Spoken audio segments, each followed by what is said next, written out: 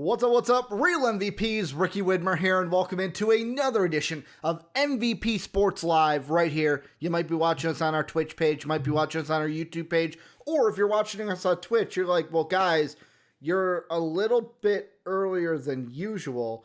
That's because Dave needed to flip the shows. It's got a hot date tonight, but not one of those kind of dates. But Dave needed to flip the time. We're doing MVP Sports Lives first, then we're doing Games Live with Soapy and I right after. So I appreciate you guys being cool with the ebb and flow that we're doing up here. I am joined, as I always am, with my beautiful co-host, Dave Oster. Hey, everybody. Dave, I got to ask. I already know how you're doing. Nope. I already got to ask.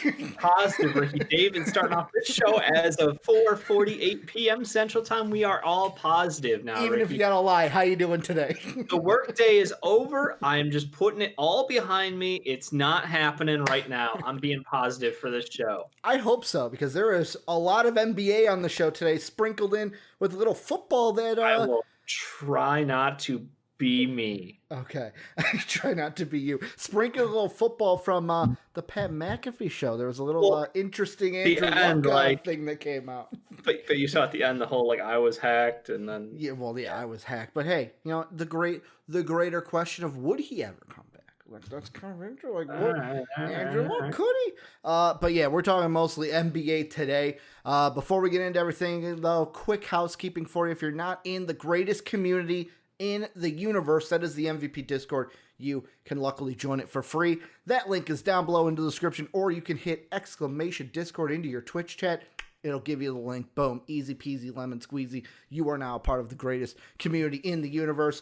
If you want to support us, there's two ways you can do that. You can either go to patreon.com/MVPvid, becomes a bronze, silver, gold, platinum member, get rewarded for supporting us at the monetary level if you would like to. You can also sub to us on Twitch. Amazon gives you Prime Gaming each and every month. Why not throw 1 month at us, get rewarded for doing so, be a bronze patron for a month? That's basically what that means. And it's no cost to you. Thank you, Amazon, for us rewarding you. We're on Twitch every Monday through Friday, twitch.tv/MVPvids. We're also on YouTube at MVP Sports. So go ahead, like, sub, follow at all those places so you're always in tuned with MVP. Also, we got to have a special thanks to our patron sponsor, Pat Hill, but also the sponsor of today's show, MANSCAPED, but we will talk about them later. Dave, the first thing we were talking about today, a little bit of a spicy conversation, but B, something that I don't think we have given this team any spot. We've spotlighted individual players, but we haven't looked at the entire team since they've been doing well. Usually we've only talked about this team when they have been doing poorly, and that is the Philadelphia 76ers. Because, Dave, they are the number one seed right now in the East, and our boy Jake, resident Sixer fan in the Discord, not the only one, but the resident one, he posted a kind of a good comparison sheet, or an interesting one, where they took the 2014-2015 Golden State Warriors season and have matched it up to this year so far. And the similarities are kind of creepy, because it was first round exit the previous season for Golden State, first round exit the previous season for the Sixers. Preseason odds for the Warriors, 8th best at at 2,800. The Sixers this year, 8th best, plus 2,500. Okay. Seth Curry, age 26. Joel Embiid, age 26. Klay Thompson, age 24. Ben Simmons, age 24. Season four for Steph and Klay. Season 4 for the Joel Embiid and Ben Simmons connection. New coach Steve Kerr. New coach Glenn Rivers. Doesn't trade Klay for... So it doesn't trade Klay for K Love. Doesn't trade Ben for James Harden. Starting 5 starts off 10-1. The Sixers starting 5 is 11-0. The Warriors, Steph and Klay start was 14-1. Joe and Ben this year are 14-1. Steph and Klay's 15-game offensive rating was 116.6. That rating for Ben and Joe this year is 119.3. Iguodala was a 6-man candidate. Shake Milton is a 6-man candidate. Steph was an MVP frontrunner. Joe is an MVP frontrunner. And later on, they put TBD for the Sixers. But that was the year that the Warriors clinched the first seed. Steph won the MVP. Warriors won the finals. Dave, is this the universe telling us the Sixers are the favorite for the NBA Finals this year? Nope. Nope. The similarities are great, though. I think you always look for parallels in sports. Team on its way to excellence. It sets a good precedence. It sets a track record of where their expectations should be.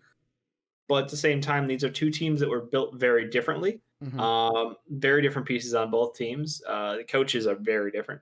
And the landscape of the league is very different. I don't think that I'm trying to think back to that season for the Warriors and who they had to overcome.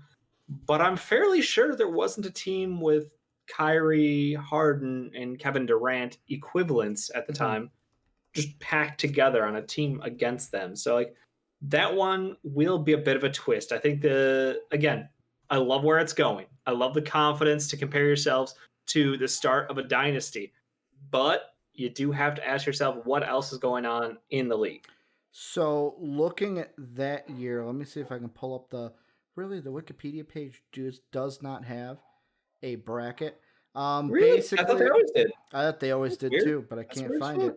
20. I'll look it up. Basically, how the playoffs went down that year: Warriors were the 1, Pelicans were the 8, Rockets were the 2, Mavs were the 7, Clippers were the 3, Spurs were the 7, Trailblazers were the 4, and Memphis was the 5. So really, the Rockets were the only one, because the Warriors played the Pelicans, they beat them no problem. Then they played the Grizzlies, beat them no problem, and then they beat the Houston Rockets in the Western Conference Finals. There's also one comparison that I know we can't put down yet, but I'm putting it down because it's most likely going to happen. If all of this comes true and the Sixers do win the NBA championship this year, Dave, another comparison will be that both teams had to overcome LeBron James in order to win that title. Because that was the year that 2015 year was LeBron's return to Cleveland after his time spent in South Beach. We're learning how to win some championships down there with the Miami Heat before coming home. And then basically being like, oh, there's a new dynasty in town. The other thing, Dave, is for me personally, I said this in the Discord, I am now going to become, the Bulls are my number 1 team, Dave. For this year and this year alone, I am moving the Warriors to 3. Sixers are my number 2 team, Dave. I have to root for the Sixers for one reason and one reason alone, Dave. If they win the title, the prophecy becomes true. The prophecy that I spoke into existence, Dave, that Brett Brown is the Mark Jackson. I got it. Mark Jackson. Brett Brown was the Mark Jackson of the Philadelphia 76ers. That's what this would mean. That's what this would mean. For years, Ricky has gotten clowned on by Jake for prophesizing this. And I think in 2019, probably the 2018, 2019 season, I came around and I was like, I agree with you. I think that was the second year for Ben and Joe, both healthy together, whatever year that was. But yeah, it was I agree. I think that this is a head coaching issue. This is not a talent issue necessarily. And Jake was still fighting up until last year, at which point he was like, I love ringing the bell, love the passion that he brings to the table, but he has got to fucking go because he cannot coach in the playoffs. He doesn't stand a fucking chance. Yeah. So I kind of agree.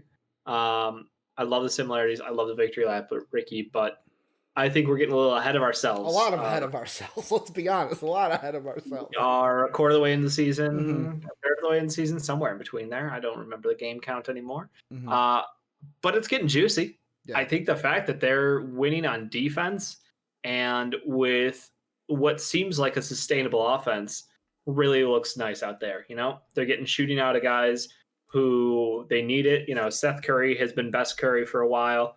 Steph is scary right now. I'm just going to asterisk best Curry with a scary right now. Toby's been playing at an excellent level.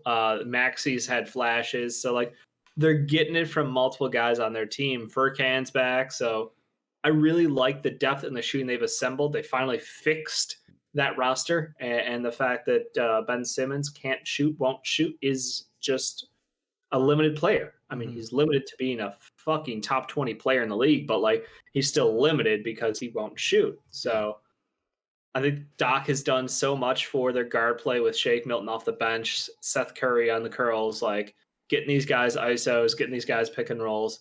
I really love the offense, and the defense is still phenomenal. So like this combination is great, and it should mean success. And I'm glad they're winning a lot of these games. You know, tonight's probably the biggest matchup of the year, though. Dude, the moist one. No, it's PJ Washington's not playing. Never mind. Yeah, yeah, which is a shame because I think that obviously would mean a lot if he was. But LaMelo Ball and the moist one taking on the Sixers, like it should be the most fun matchup of the year in my mind. So I'm gonna have to wait and see on that one. Yeah, and I mean, Jake, this is a question for you because Jake said in the Twitch chat, give Brett a ring. Jake, if you had to pick, you giving Hink? You only got one ring, TTP. Hinky or Brett? TTP. Hinky or Brett? Which one are you giving the ring to? I know the answer, but I have to throw it out there. And to me, I mean, at some point, I'm sorry, I just want to stress for the Hinky. Looking at all the players that passed through the process, you gotta admit he hit on a lot of fucking talent.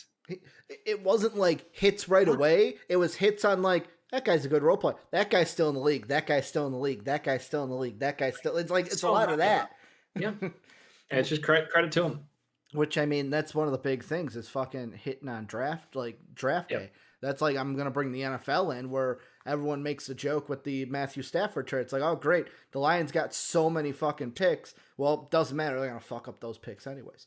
It's just the running joke. But like the Sixers, I do agree we are getting ahead of ourselves. But I will say, if there's any year for this to be the year for the Sixers, I feel like this year's got to be the year. Because the infusion of how different this team is with a different offensive system, aka Glenn Rivers' offensive system, it seems to work a lot better from Brett Brown, who yet again had it wasn't like Jim Boylan. He had an offensive system.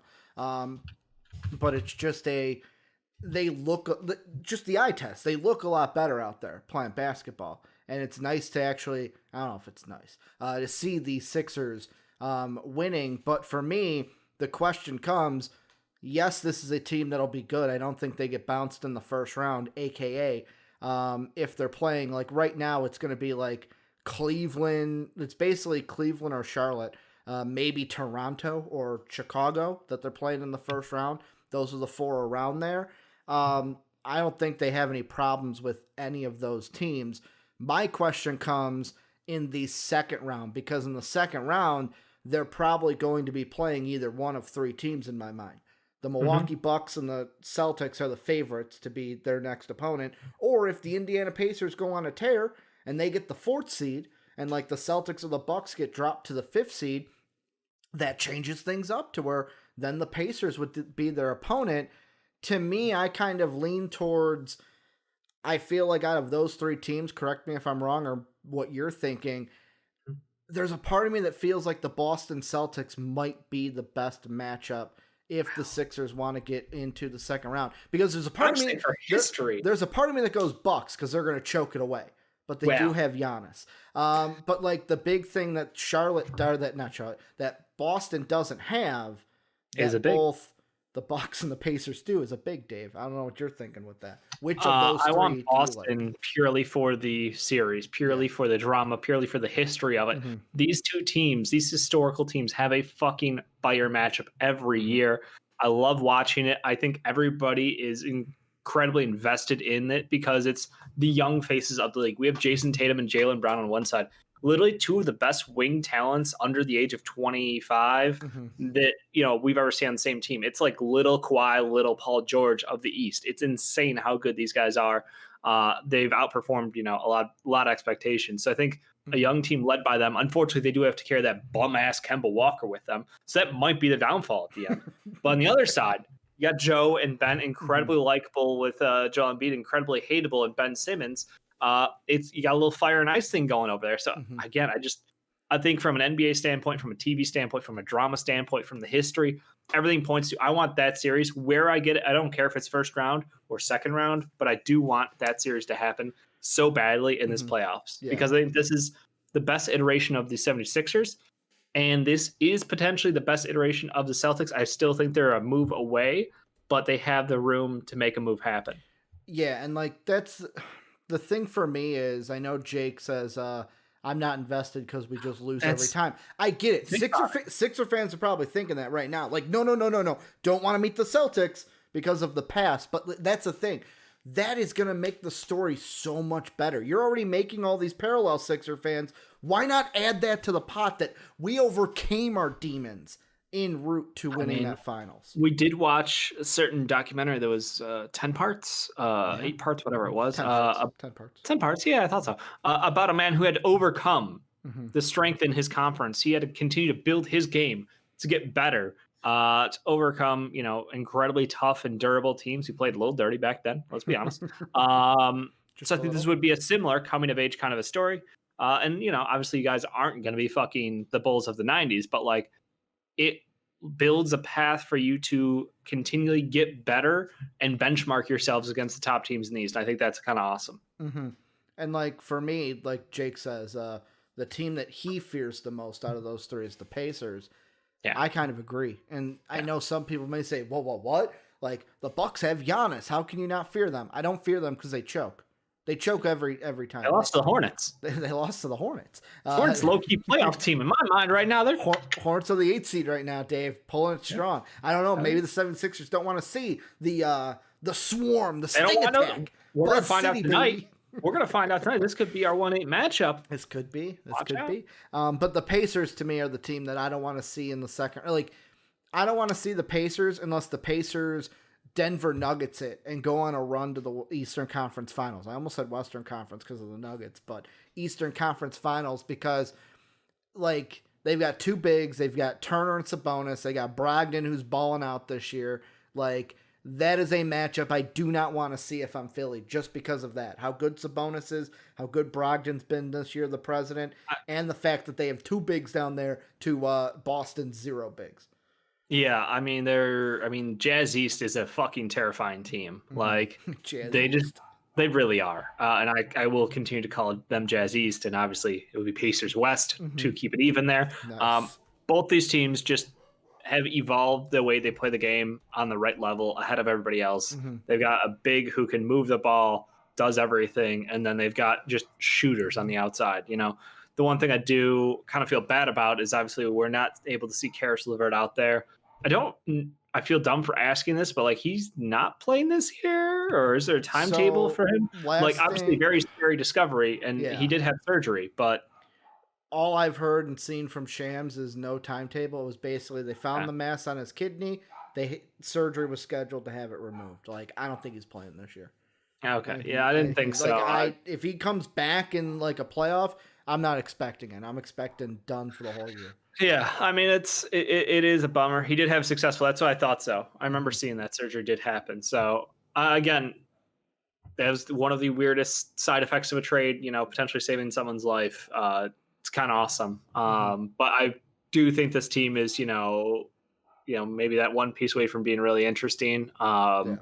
Yes, they do have McBuckets. Yes, they do have TJ McConnell and Lamb out there. So like. Their team who, if they need to make a move, they do have those middle pieces and TJ Warren. Literally what did we give him a nickname last year or not? He was part of the supernova of offense because because like, Terrence Ross, but like he was just did he take the title? During for the bubble, he was nothing but offense, Dave. Yeah, he might have taken the title. I don't know. We'll see. It was like him and Devin Booker were like the best offensive players in the bubble. So we'll have to wait and see TJ Warren if he can get back to those hype levels by the time the playoffs start. But yeah, no, and that team is just they are loaded. So I understand why you would fear them, Jake. Absolutely, because Domantas Sabonis ain't no bitch, and Miles Turner can play some pretty good fucking defense. So. Yeah, that one will be interesting if it happens. One thing I will throw your way before we move on, Mad Rogue says kind of off topic, but if Giannis chokes again, does anyone ever sign the Supermax again? Or do we just stick with the maybe Giannis isn't as good as we thought? No, Giannis isn't. Okay, here's the thing. There's the media narrative, which is why he got the 2 MVPs and the Defensive Player of the Year award. Like, I think in every case there was an argument that he wasn't the MVP of the league, but it was definitely a media-driven award. So that is what it is. As a fan, you just have to acknowledge that the best player is never going to, or isn't always going to be your MVP. Yeah. Now, I think the coaching plays a big part in the problem. The roster construction was pretty good in theory. The problem is the way they play drop defense really hurts them sometimes. It should be a situational thing, not an every night kind of thing. They get exposed against teams who can counter that. So again, I hate putting the fucking blame all on like the coach, but Saunders has got to go. Not Saunders, Bud has got to go. That's the big thing for me, where it's if the Bucks choke again, it's not that Giannis is the problem. It's that the coach is the problem. Yeah, I mean they've made the right adjustments. They swapped out Bledsoe for Drew. They sacked their future for it, which is a smart move because if you're trying to convince someone to sign and stay long term, you get him the best pieces. And Drew's been good. Like I don't think there's any complaints about him. He is classic Drew Holiday. No comments, no fucking media about him, no praise, no hate. It's just he is and he delivers. Dude, he balled out in their last game. He balled out too. I mean that's the crazy thing about him, but I think the Supermax is not going to be a problem. I think that they will continue to use it. I know it's very I think it's dumb when you look at the Supermax and be like, well, look at the lack of success here. I think that's just a matter of, like if there's money out there, NBA players want to have it guaranteed depending on their situation. Some guys would rather do the 1-and-1s, the 2-and-1s, and get those quick notches up on the salary cap situation. Because again, if you sign a Supermax for 5 years, like in 4 years, you could be like, maybe like the 10th most paid player or whatever, maybe the 15th because of how much money is going into the game of basketball and how quickly contracts have expanded. Like we're talking about, starters getting 20 mil a year this year or going into this offseason. Whereas like, I don't know, 6 years ago, it would have been like 10 mil.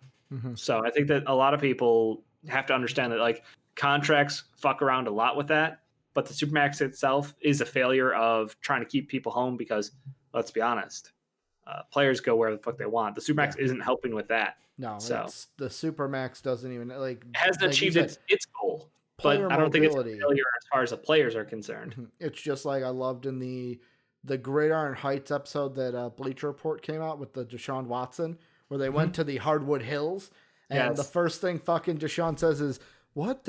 Everyone's walking around everywhere." It's like, yeah, that's what happens. The NBA, you can move wherever you want. But Dave, let's move on. Next NBA thing we have to get to is the latest in NBA trade rumors, Dave, because we're a month and a half away from the trade deadline. If there wasn't any trades or people talking about who's going to get moved, are you sure we can't trade JJ Redick and Lonzo Ball for the 8th time in the week? Funny you say that. We're going to talk Lonzo Ball. That's the truth. No, we're not. We're talking Victor Oladipo, which isn't much better in my mind. The latest rumor, and I'm reading this from Hoops Rumors, says the Knicks are among the teams with interest in Rockets guard Victor Oladipo and will keep an eye on him leading up to next month's trade deadline and potentially beyond, league sources tell A. Shepard Blakely of Bleacher Report. Mark Berman of the New York Post reported back in October that the Knicks would likely have trade interest in Oladipo during the 2020 offseason, but later wrote during the first week of free agency that their interest had cooled. At the time, Berman suggested that Scott Perry, GM, was more enthusiastic than president of basketball operations Leon Rose about the idea of acquiring Oladipo. Dave, I will ask you, should the Knicks... first off, will the Rockets trade Oladipo this year, do you think? Because that's still a discussion of, do they keep him? Do they trade him because his pending free agency? And number two, should the Knicks even try to trade for him? Because everything we've heard about Oladipo is Miami, Miami, Miami. He's going to South Beach like LeBron did. Yeah, I mean, you bring up two very good points. I'll go in reverse order here. I think the Miami association is real. I think that he respects what they do down there. He likes a lot of the guys down there. I think that the only reason you trade for Victor Oladipo is if that you think you have a 50-50 chance of keeping him. But in order to do that, you have to succeed this season, which means you have to be a team who is competing, who wants to make a run in the playoffs. Because a first-round elimination nothing new for Victor Oladipo. Like he doesn't want that. He wants to compete for a championship. So if your team who's going after him, you have to have those kind of aspirations moving forward, and you have to show to him that that's our plan, and it centers around having you and this core of players, and that is how we're going to win ourselves a championship or position ourselves to win a championship. So the Knicks going for someone like Victor Oladipo is very interesting because I think they're a team that I've been surprised by. I think surprised by the I'm result. always surprised when the Knicks are in the playoff. Like lately, if they're in the playoff, ooh, the Knicks are fighting for a playoff spot. I go, you mean 1, 2, or 3 in the draft, right? Like that's what we're calling the playoff. That's why, usually what I see of the Knicks. We respect the game of Tom Thibodeau, and we respect him grinding his players' knees into the fucking dust. Emmanuel quickly enjoy him while he lasts. Yeah. I mean, that kid's about to look 32 next week. I love that team though because there's something fun about it. I don't love Randall. I'll be honest. Don't know if I ever will. Sean's always tried to fight me on that one. He's a big Randall's guy. I've never seen the light. But I do think they're an interesting team, and if they could add someone like Victor Oladipo to them, plus their bevy of picks in the future, like they've got a lot of ways to add talent to this team like overnight. I'd be very excited because I think Tom Thibodeau plus Victor Oladipo is insane as far as what your potential could be for a two-way wing out there.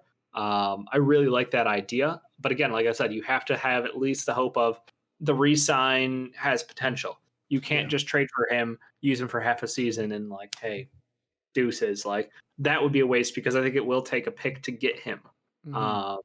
So yeah, that one, not a huge fan of, but I like him staying there with the Rockets, to be honest. Yeah, and I think they've done really well as a team. I think aren't they like 7-3 in the last 10? They are. Here, let me pull it up.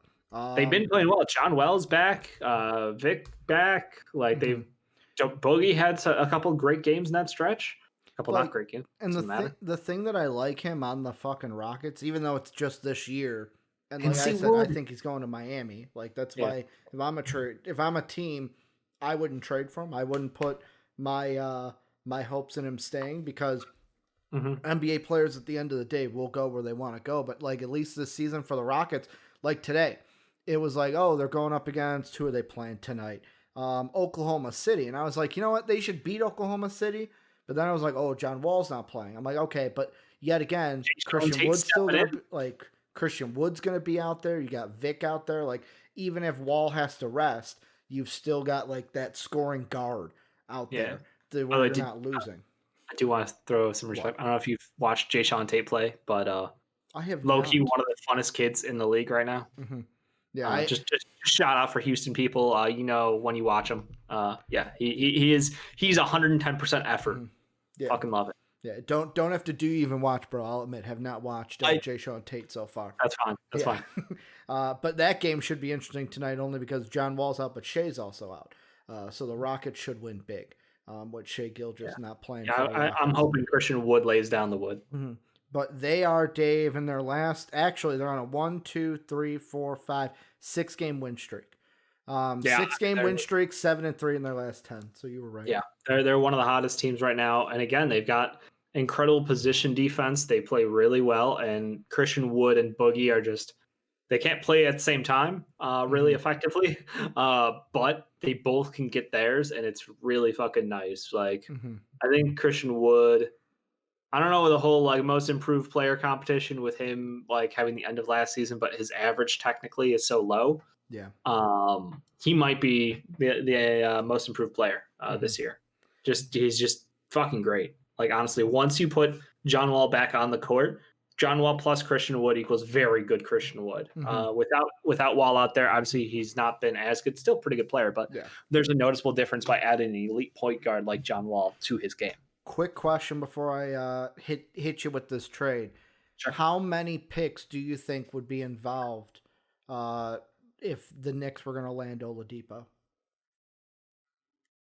I mean, what contractually do they have to throw in to make this deal happen? So the trade I have right now is because there's apparently 2 trade exceptions that would be used in the deal. The Knicks could give up, and yet again, don't know if these players would be the ones. They're just what I'm thinking. The only player of like, hey, they have more than 1 year on their contract that I think the Knicks would be willing to give up is Iggy Brzdikas. Because like Kevin Knox, I don't think they give up. Frank, I don't think they give up. They're not giving up quickly. They would give up Frank in a heartbeat. He's not playing. You think so? Okay. He's getting DNP, like coach decision Good DNP. point. I just remember the last time we talked about, and yet again, he's one of the ones that falls. Love him or hate him. Yeah. I think 80-20 love, but they're very passionate one way or the other. And I liked him as a prospect. He has not panned out to be a starting guard, but at the same time, he hasn't really had an opportunity to have a consistent chance to be a starting guard. So it's like that struggle of like, I want you to succeed, but you haven't had the chance to succeed. We all thought Tom Thibodeau would give you playing time because of your defense, and it's just not coming together that way. So I don't know if I'm missing part of the picture. Well, Nick fans probably know more, but yeah. I did misspeak in the sense of Frank is in the 1 year contract, so I wouldn't even worry. That basically the multi-year contracts are Randall not getting involved, RJ Barrett not getting involved, Obi Toppin not throwing him in, Kevin Knox, I don't think the Knicks throw him in, Emmanuel Quickly, and Mitch Robb. I feel like those ones are off the table. Iggy Brzdikas is the only one. Other than that, it's like Dennis Smith, Reggie Bullock, Frank Ntilikina, Nerlens Noel, like Alfred Payton, or any of these players on the table. Like, yeah, that's the first thing that we have to decide is who are you putting in, because there are trade exceptions that can spice. Love Nerlens. Don't think they can make a playoff run without having two centers. Nerlens and Big Meech fucking together is good. Playing Randall at the 5 has mixed success for them so far this season. So I won't take it 100% off the table, but I think that Nerlens is an incredible value, so I would look to keep him. I would be surprised if Knox wasn't on the table. I know supposedly Tom likes Knox, but I think that there is almost no other value. So if you're giving me that pile of leftovers, I mean, the guy who literally just has to be put in the G League in DSJ, Frank, and Iggy Brzdikas, I'm getting 2 1s. What about instead of 2 1s, Frank Knox, and then the Knicks pick this year? Not Dallas's pick, the Knicks pick, because the thing I'm banking on is if I'm getting Oladipo, we're making a playoff run. We're not in the lottery. Frank Knox in a late first. At the earliest, it's probably like 15. Because if they're the 8th seed. Because Knicks, I love all Knicks. You might have to toss in like a conditional first on top of that. That's like a Well, I would do a protected first this year. Yeah, and then maybe like 2 2s. So it would be a conditional first this year, and then a 2 this year, next year, and then a 2 like in a year from now. So basically, lottery protected this year. Yep. And then 2 2s this year or in the future, you said? 1 this year, 1 in the future. Doesn't really matter to me. But I think that, like a first that's lottery protected, because again, the expectation should be they're a playoff team, so they'll want to cover their own ass. And then it'll break from lotto to like, top 5 protector or whatever. It'll be a pretty big jump. I don't want to deal with the 14 to the 10 to the 8. Like, fuck that. It's lottery protected, then it's not. Like, because I mean, the thing is, like, with this pick, if you're the Knicks getting Victor Oladipo, you're pretty sure you're making the playoffs then. Absolutely. And Vic solves a big problem for him because he can create his own offense. This is no offense, a team that doesn't really have a true point guard. Quickly he's learning on the job. And I love his scoring, but he is he's got the scoring gift, and it feels like he goes in phases where he. Jake said they have Randall. They have the spin cycle. I can't. Point guard Julius Randall, Dave. I can't do it. I won't do it. So yeah, like I said, like they need someone who can create his own, and Vic can do that. So I like that they're, if they're not directly addressing the point guard position, because there's a limited quantity out there. I like the Derrick Rose one. We joked about, leave him alone, Tom. Let him live. Don't take away the end of this man's career. And Don't kill his knees, Dave. Don't kill his knees. But like they really need a point guard. But Victor Oladipo would basically be like a different way to attack the same problem because he can create his own offense. He can create offense for others. Mm-hmm. He's got incredible defense. So I think it's a good idea. I heard the rumors around Zach. Fuck you. Stay away from Zach. Not today, Satan. nice try, but no. But if the Rockets are listening, I think they're always listening because the Rockets owner's cheap as fuck. And if you get 3 kids who or a couple kids who aren't on big deals and get that shit extended out long term, then yeah, why not? Like that seems right up his fucking alley. A couple picks, futures, yeah. Last thing I'll ask you is, and yet again, this is just to wrap everything up. Of the fact is, if let's say Vic gets traded to the Knicks, they make the playoffs. Yeah. Odds are they're not getting any. Like they're going to be in the 5 through 8 range. Likely, yeah. In my mind, anything is possible in the playoffs. Sure. They could Memphis Grizzly it when they upset the Spurs. I mean, they are a weird matchup. Not many teams are prepared for that fucking spin cycle out there. The Bucks always choke, so I mean, there's that. They get paired up with the Bucks, but you do try to find that Bucks matchup. The question I was going to ask is, put yourself in Vic's shoes. You get traded to the Knicks, you make the playoffs. You're, let's say, the 7th seed. Let's say you get bounced in the first round. How likely are you going to do what you suggested, Dave, of like, hey, you know what? We made the playoffs this year. I could win here. Like, I like this team. I like playing this year. I played with them this year. It gets them away from Miami. I am personally on the side of nothing is going to stray Vic away from Miami. He wants to go to Miami. He wants to play with Jimmy Butler. He knows what that Heat team could be because I'm telling you, this season has been an anomaly for the Heat. This is not the Heat that we know. This is the Heat that was struck by COVID. Now they have injuries. I read today that Myers Leonard's having season-ending injury. Yep. He's done. They have a lot of guys that are just coming back today for tonight's game. The record's not indicative of their talent. That's you just have to take a look back. Don't look at the records and don't look at the game or at the box scores. You can't be a box score watcher and understand basketball. Also, I do have to say, Jake was like, oh, they looked awful before COVID. They had no fucking offseason. Do we not understand that? They played in the finals, and then they came back. And I know everyone's going to say, but look at the Lakers. Did you watch that finals? Because it looked like one team was trying their hardest and was still losing, and the other team was effortlessly winning. Yeah. Like, come on. But the point is, can the Knicks do anything to sway Oladipo away from Miami, or is it a lost cause no matter what? I think it's going to be, I'd say about, like 90-10 Miami. I do give them a 10% chance because I do think that New York has the market and the media on their side. And if he's the guy who helps bring New York back to, being a prominent team again, I mean, you saw the love that Carmelo Anthony got. He couldn't say no. They were like, Carmelo, would you like to go win championships or stay here? And he's like, I love New York. Mm-hmm. Like, he could have gone to the Bulls. Yeah. He chose not to. He fucked up. He loved the city of New York. Apparently, Dave, Derrick Rose didn't want to have dinner with him. Didn't want to wine him, dine him, 69 him, if you know what I mean. I wouldn't use that phrase with Derrick Rose. No, I wouldn't. I'm just saying in general, that's what Melo wanted. He wanted the recruitment treatment because the whole thing was, I went to Syracuse. I knew I was going to Syracuse. I didn't have a recruitment tour. Yeah, I mean, that's careful, Jake. I think the whole point is that New York has an allure to it.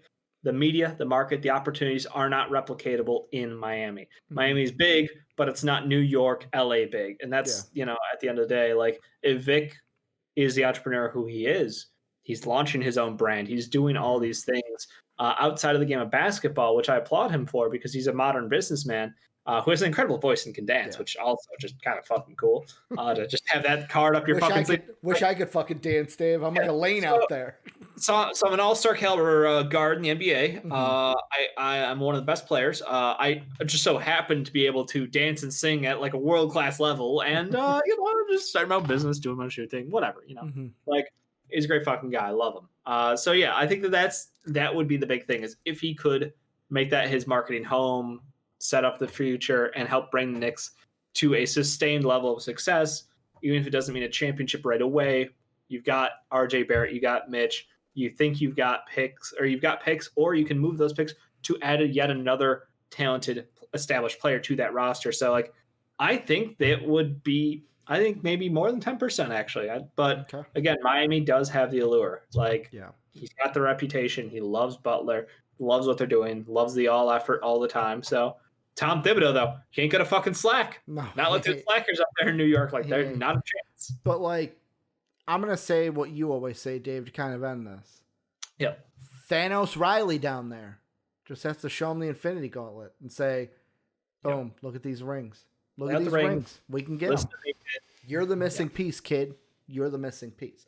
I think it's stupid I only say it's stupid if the Knicks trade for him only because yet again I think Oladipo's going to Miami next year no matter what. So I give up anything for just a 1-year rental to make the playoffs and lose out on possibly winning the lottery and getting bumped up into the top 4.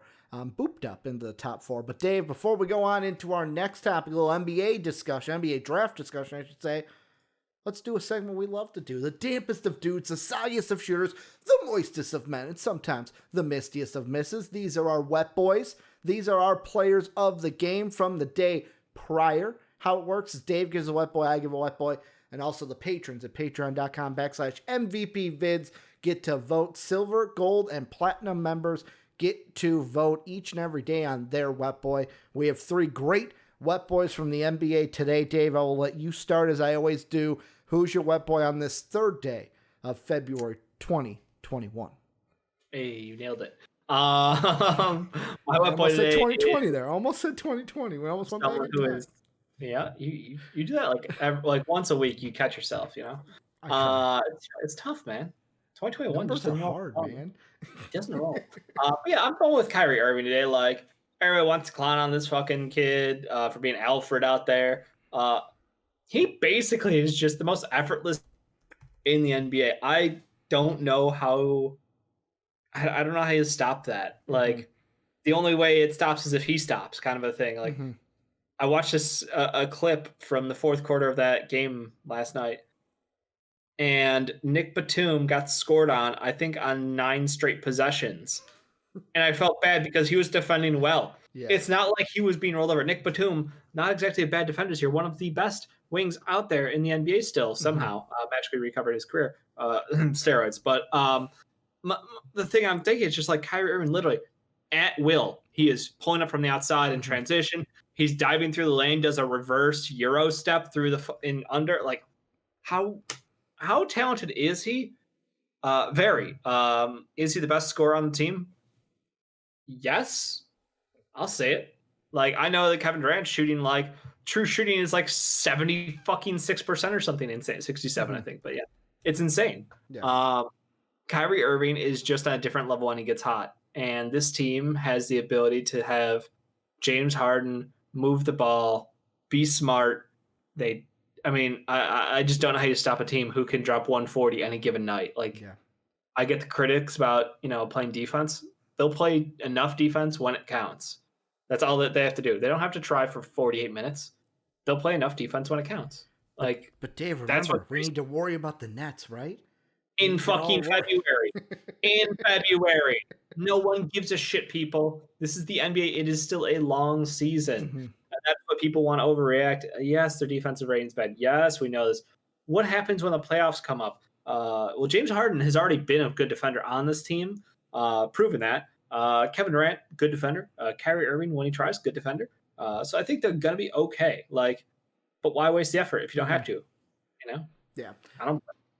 For my wet boy, Dave, before I give my wet boy, I have 2 honorable mentions I want to listen. Well, one's an honorable mention, one's a dishonorable mention. Because I almost went 3 ways here. Number 1, I want to give some love to Kofi Cockburn. Got shit on early on by Indiana, overcame bad officiating, and helped Illinois win in overtime against Indiana to avoid an upset. Didn't really have good stats at the end of the game. Also, I almost gave a dry dude, a little soccer dry dude, Dave. Fucking times, you're just trying to reuse it now. What? I feel. Well, this one was egregious because Dave, I was really focusing on the Wolves Arsenal game yesterday, and there was a red card late in that game that basically how it was described to me because Jake was watching it, and after I was describing like this is bullshit. Apparently, guy wound up for a kick. And because on his wound up, a guy ran into his foot and flailed, that's a red card. He got tossed, and then Wolves scored 2 goals. And basically they won 2-1. But I was like, you know what? I can't give the dry dude because I wasn't watching. That's why I have to go. My fucking wet boy, Dave, he's back. He now joins the head of the table, the 3 guys at the top, Steph Curry, best Curry. Steph Curry was on fire last night. He was back to form against the Boston Celtics.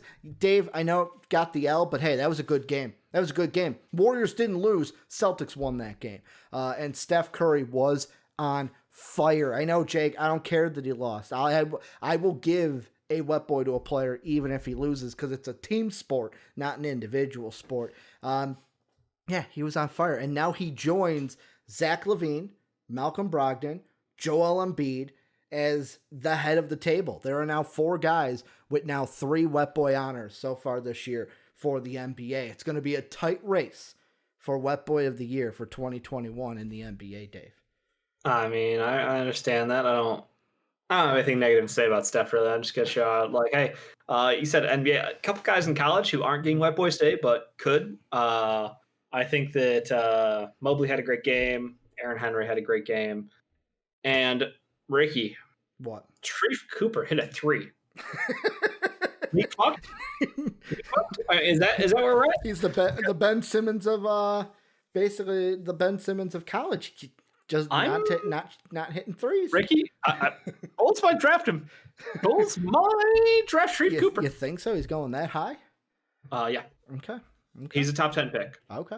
He is a top 10 pick. We'll talk about him another day in depth, but just I'm radaring that one early. Dave's like, I fucking love this kid. And Dave, the patrons, they did not let you down.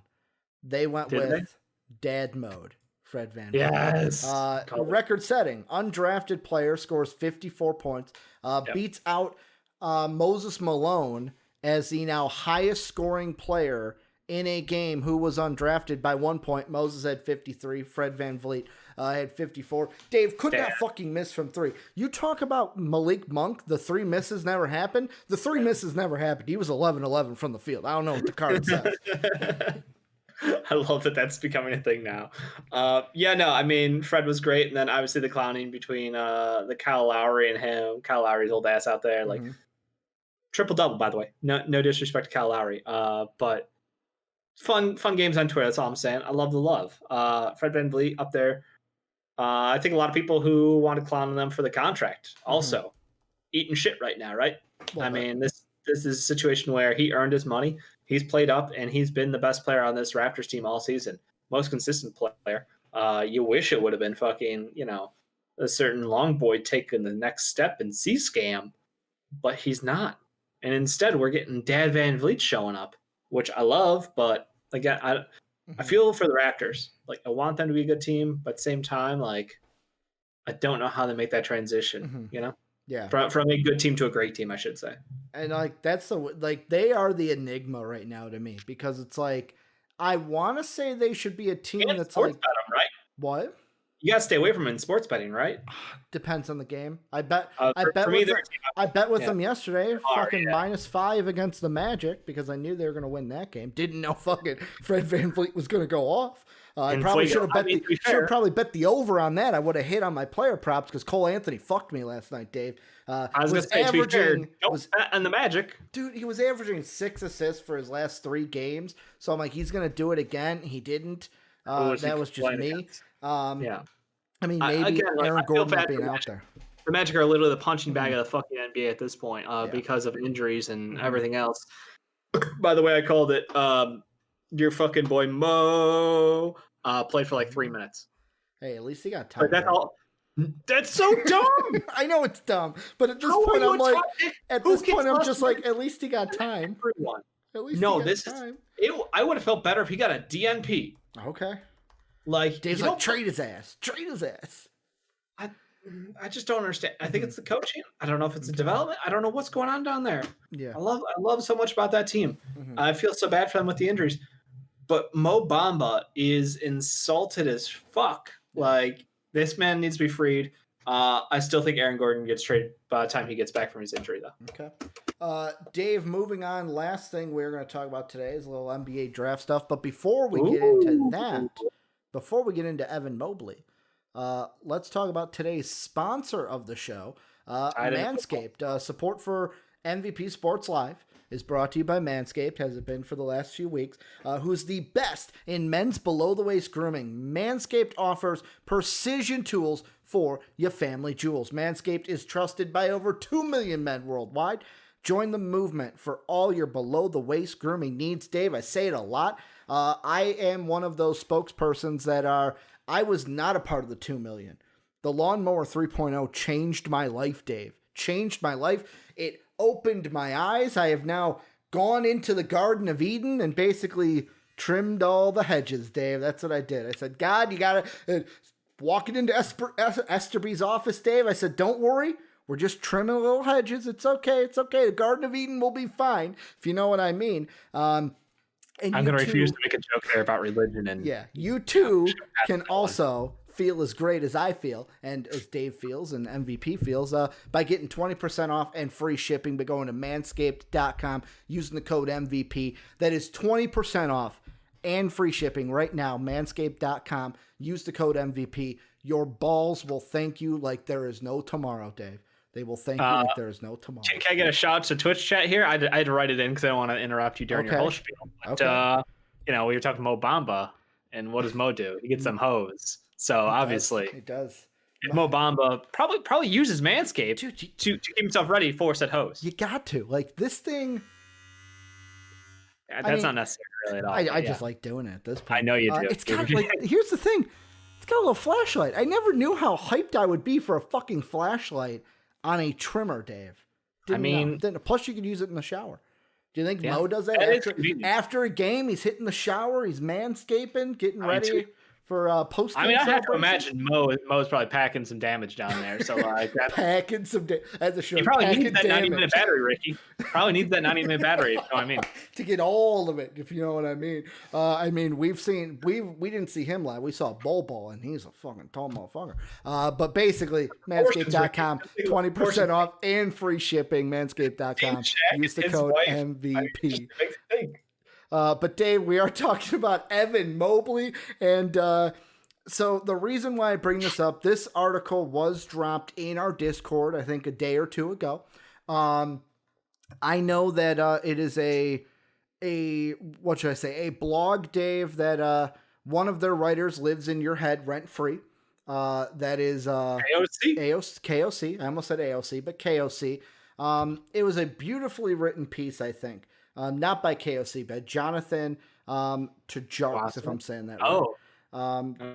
And he wrote a great piece about how Evan Mobley is the biggest prize in the 2021 draft. And basically, I'm going to paraphrase here. Go read the article yourself if you want to be enlightened. But basically, he wrapped it down to 3 things, where the 3 things he talked about Evan Mobley doing so well is, number 1, he makes those...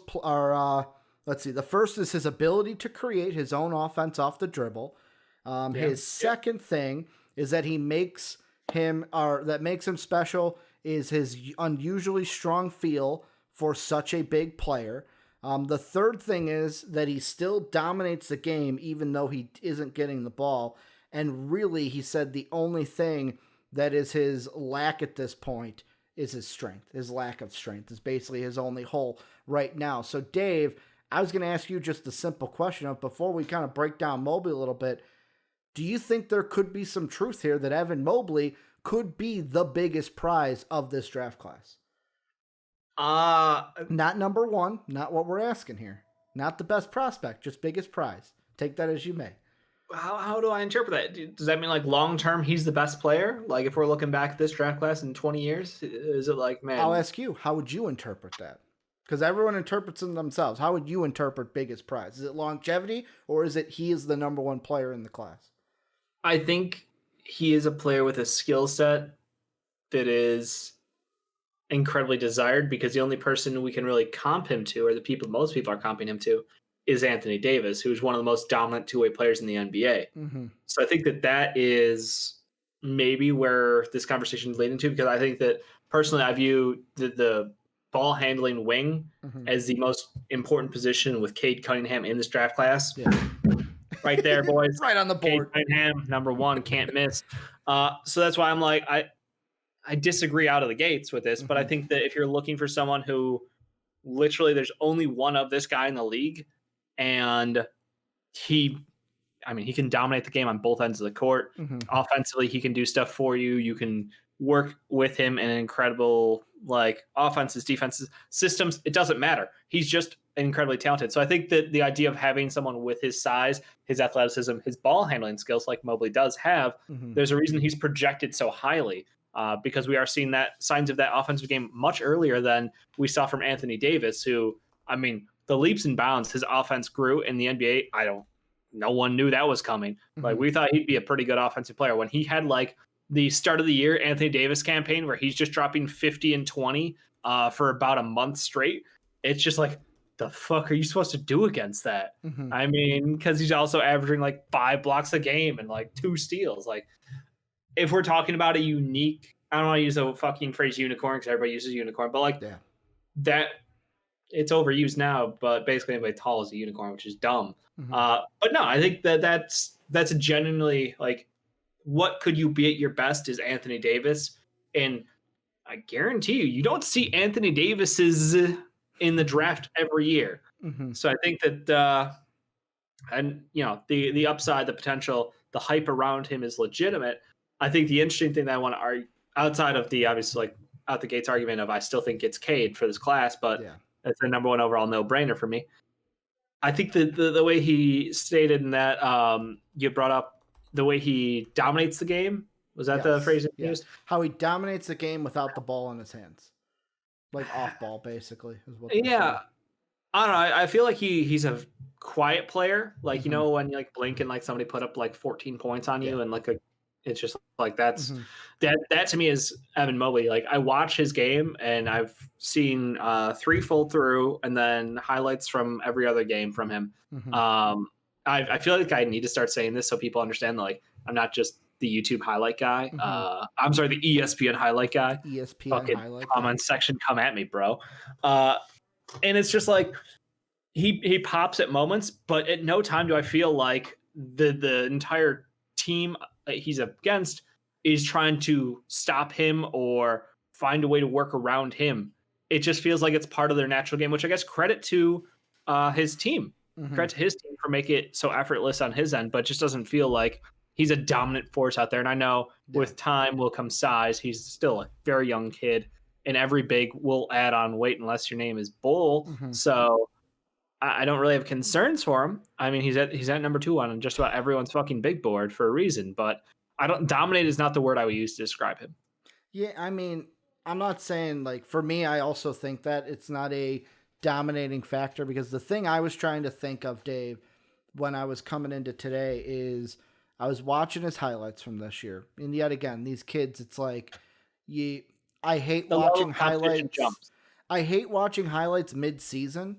Because to me, I'm a type of guy that's wait till the season's over, then dive into the highlights because you have an entire season of highlights to go in on. Because now you got the out-of-conference games, you got the in-conference games, and it's a scaling progression of how good they get and their quality of opponent as well. So, and the one thing I do agree with from the article, and this even leads to Onyeka Okongwu a little bit, is so the article even mentioned his assist numbers and how they're low and how people might... The lazy take may be to say, oh, well, then he's not a good passer.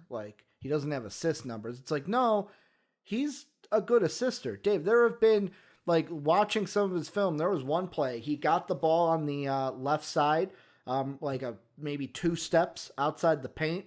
He's back to the basket, 2 defenders on him, looks over the shoulder and just does one of these to someone cutting from the other side for a layup. He's got the vision. From non-point guards is an asterisk based on their system. Yeah. You can't say that. And I think as far as being a facilitator, you're right. There is upside there. If people could squint their eyes and be Onyeka Okongwu has Bam Adebayo, upside, which I was one of those people. I still believe he's got great defensive potential. I don't know about the facilitating on his end, but there's a long way to go. But I think for Evan, it's the fact that he's got great hands.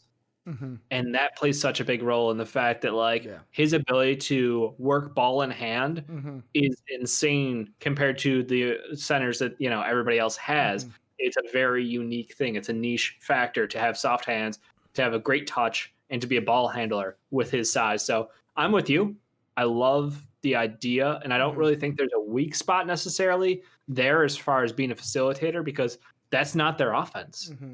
Like, obviously, he's opportunistic. When there is a pass to be made, he will make that pass, but that's not really his role in the team. So, other thing I was trying to do is like I was trying to find a player comp for him, because I'm like, what does his game remind me of? Because there were things that I saw or that I have seen that I'm like, okay, I feel like he's going to fit in the NBA nicely. The one thing he does fairly well, I'm not going to say he's like an expert at it or that he's great, but he's good enough right now, is doing, I see the Bulls do this all the time with Lauri Markkanen, where run him up to the top of the key, set the screen, as soon as the guy curls around, cut to the basket, because then the guy finds him, he dunks the ball inside.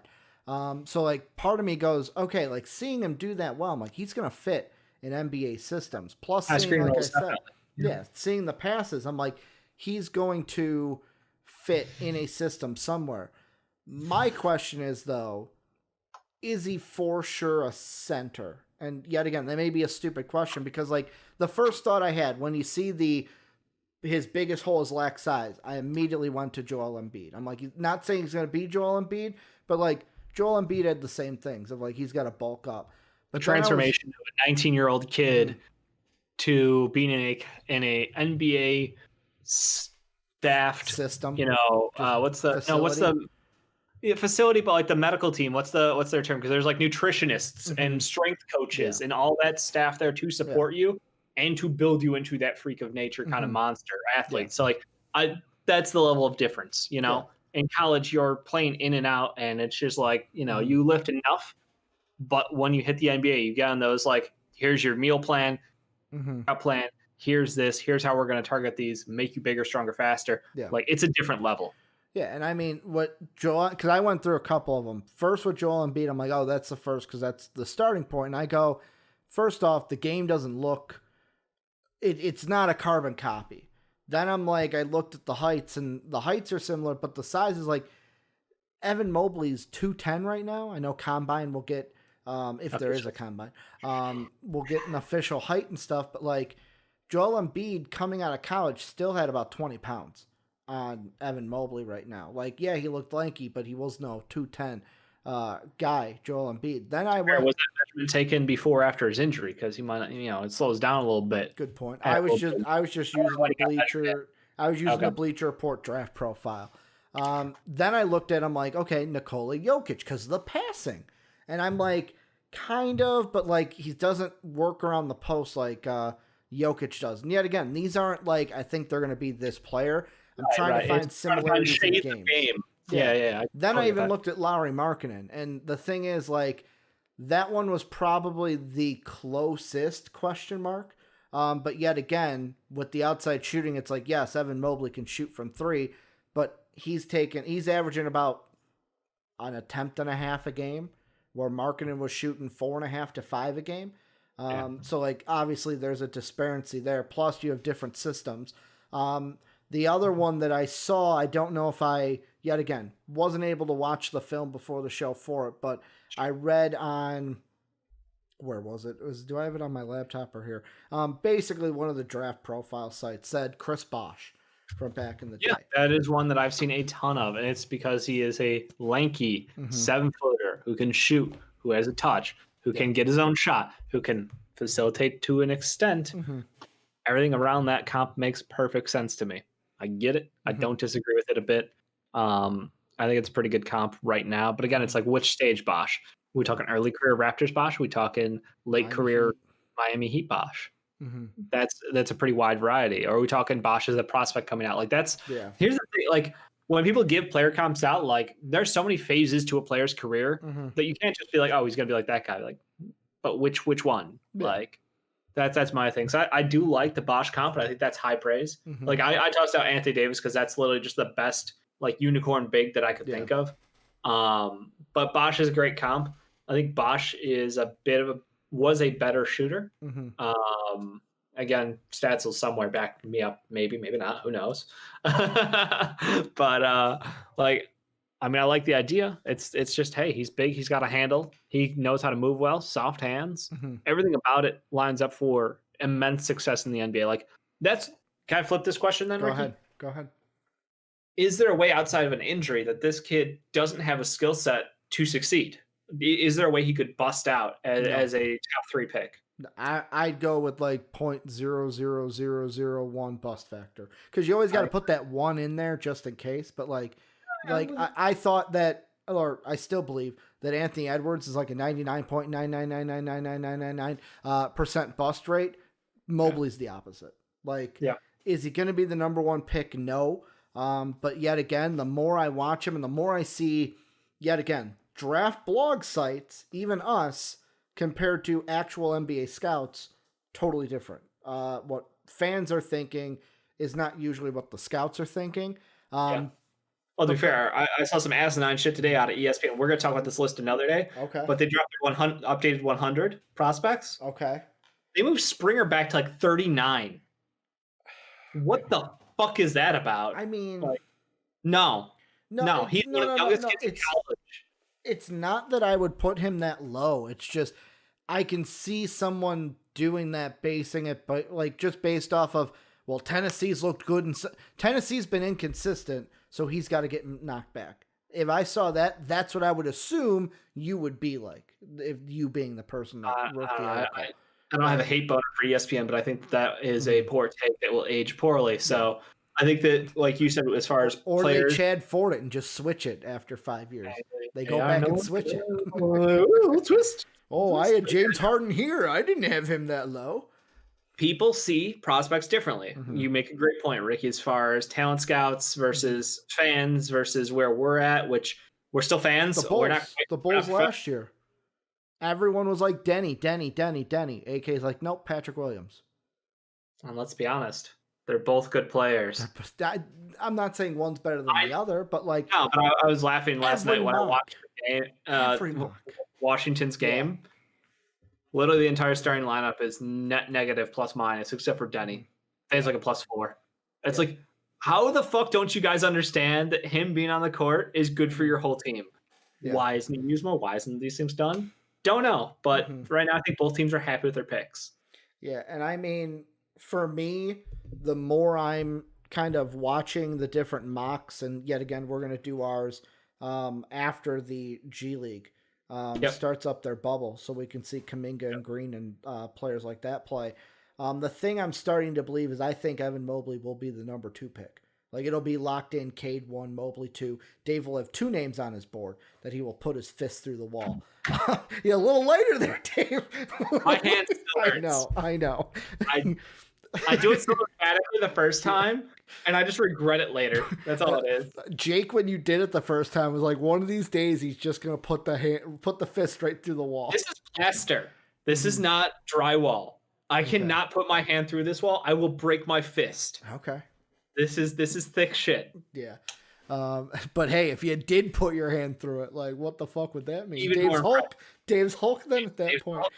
Yeah. But I think a conversation that, yet again, I don't know if we're not going to have it right now. It'd be hours. But eventually, the thing that I feel like we're going to get to is the fact of Cade Cunningham will be if you're number 1, you're taking him.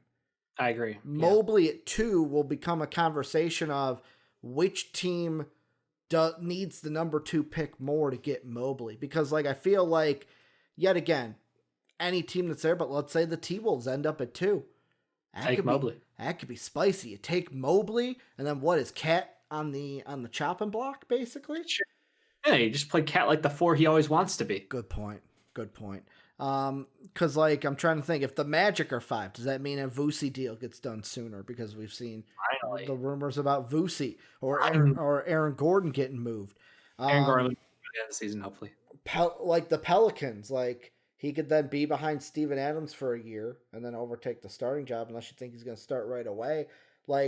There are so many interesting situations for him. I feel like the team I really want to see him go to is the team that Tankathon has as the number 1 pick right now because of record, and the Washington Wizards. Yes, that would be a great fit. You were going to say someone else, though. You were looking to ham it down, Dave. Oh, boom. the Bay on him. Because of course, like we have a center who's been hurt for every single year of his career, and he's not shown us enough. And why not aim for higher heights? But I think the Wizards would be a perfect fit for him if the Wizards fall to 2. I just don't think the Bulls are going to get 2. I don't want to put my I don't want to have my hopes crushed. This year is wild. Zach LaVine's playing like a fucking all NBA second team player. But we keep fucking up. So we'll see. It'll be a fun season. But yeah, I think that I agree that it will be Cade Mobley locked in very soon. The only guy who can supersede that is if Green or Kuminga comes in and starts dropping 30 in the G League bubble. That's the only way he gets jumped. I don't think anyone else has enough juice, especially with maybe my hesitancy around the tourney. I'm not 100% that tourney's going to go off without a hitch. Yeah. So I think that let's be happy. Again, the longer time goes on, the more vaccines are out there, the safer we're all going to be, but still got concerns. So I think that, it's a 3-man race for number 2. Right now, Mobley is in the lead. I think Suggs has fallen off in my book. I don't know if he's fallen off in yours. Yeah, that's why he's number 2. Like, it used to be Cade Suggs. Now it's Cade Mobley. And then, like, Suggs is 3 right now still, but it's only because I haven't seen the G League guys play. Like, Green could be 3 when we're doing our next month. It's so good. So I'm super excited for all that stuff to come. But yeah, I agree. I think Mobley, he has unicorn potential. He absolutely should be looked at as the most interesting prospect. I don't know if it's you, Ricky. I'm kind of bored with Cade.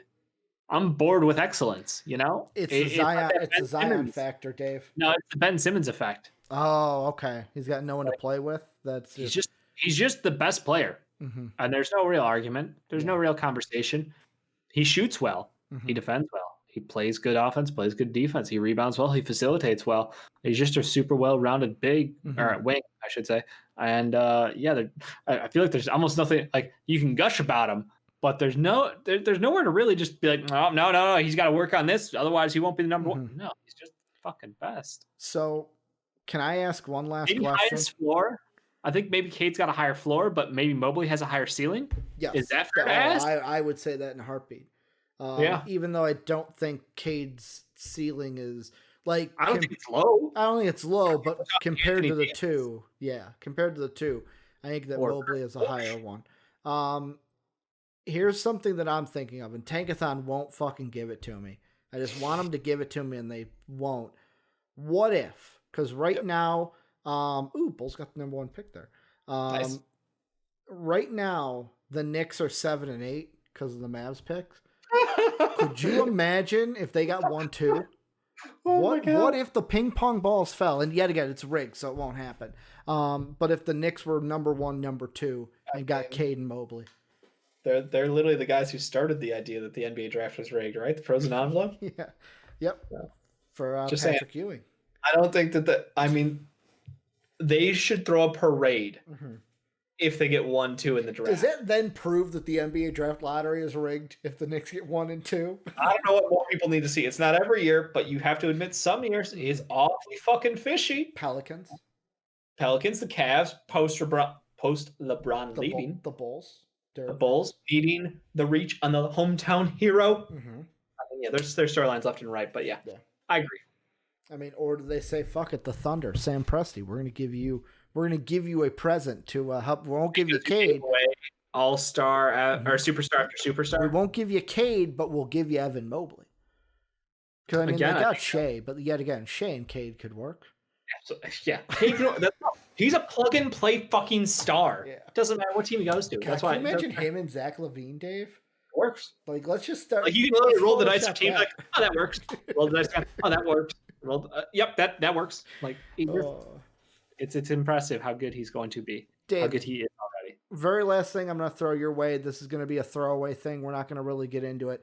Sure. It's more of just a what if, because of all the shit that came out today with the Andrew Luck stuff and the conversation that started is, do you think there's ever a reality where Andrew Luck plays football again? Like, or are we just kind of like reaching at straws? If he is happy, healthy, and bored enough, then yes, he can come back and play football.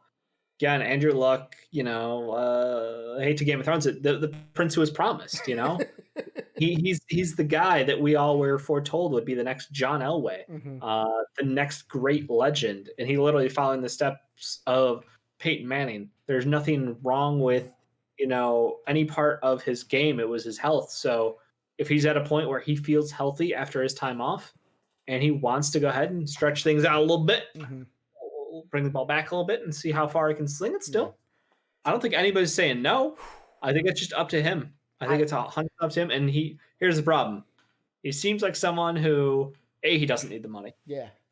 B, he seems interested in other aspects of life. So, like, if he's truly satisfied with his life, then no, he's not coming back. But if he's at a point where he's like, I kind of got the itch.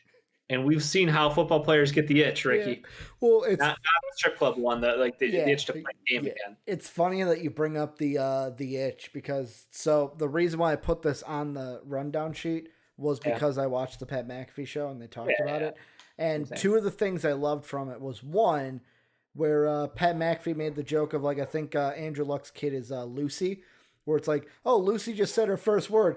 God, I got to get out of this fucking house and play football. Like, how bad would that look? And then the other point that AJ Hawk made that kind of made me go, is think of any superstar that retires. Like, you're still hearing about them after the fact. Andrew Luck retired, and it's just like, boop, off the radar. Like, haven't heard a thing about him, don't know what he's doing. He doesn't care that we don't know how he's doing. Like, basically, the caveman went home to the cave, and if the Colts got Stafford, this wouldn't be happening. No, I know. That's all I'm saying. This is purely a story because it's a fucking story that would be, though, Dave. The Colts are down and out. They missed out on their guy. They've got the offensive line. They've got the tools. Oh, he's back. A return. I mean, it would be incredible, Ricky. Not going to take hits with their offensive line, Dave. They would literally make the movie of him winning a Super Bowl before they actually competed for a Super Bowl, even if they made it. I don't even know if they would, but it would be a movie. Doesn't matter. Doesn't matter. If they lose, it just becomes a fiction movie. Exactly. It's just Hollywood, bitch. Yeah. We can make this work for us. So they just erase that based on a true story. No, it is based on a true story. It doesn't mean it's factual. Good point, Dave. Because based on a true story, we're going to change everything to make it interesting. Lion King was based on a true story. I'm pretty sure. Pretty much. Pretty sure at some point, a lion killed another lion. That seems like it probably happened. So was Aladdin, right? Beauty and the Beast. They were all based on a true story. Dave. Yeah, I'm sure there's some level of that place people might have existed. Sure. But Dave, that's going to do it for our show today. Thank you for a great show. Thank you to you guys. Banger. Thank you for moving up the time for me. I mean, hey, we do what we have to do. Thanks for Soapy to be able to do that too. Because Soapy could have just said, no, go fuck off. But Soapy's a G. I figured it's an extra opportunity to get some more deep thought. Yeah, extra opportunity to get some deep thought. But thank you to you guys. Remember, if you're not in the greatest community in the universe, go ahead and join the Discord today. Link down below, or exclamation on Discord, or exclamation Discord in the Twitch chat. Get you that link. If you want to support us at a monetary level, you can do so in one of two ways. First off, twitch.tv/MVPvids.